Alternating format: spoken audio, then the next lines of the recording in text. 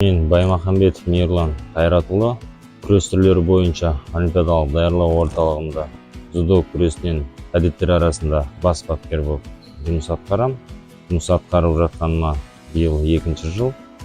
Мен спортшы ретінде ұлттық құрама мүшесі болдым дзюдодан, халықаралық дәрежедегі спорт шебері. Қазіргі таңда Қазақстан кадеттер ұлттық құрамасын бас бапкерімін.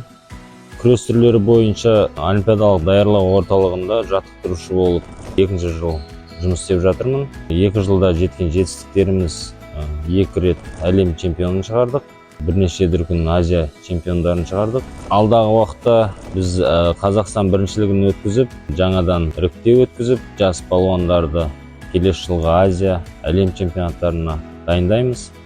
Жасөспірімдер арасында әлемдік додаларда топ жарып жүрген біздің жас спортшыларымыз осы жаттығуларын тоқтатпай, өздеріне сенетін болса, болашақта олимпиада жеңімпазы болады.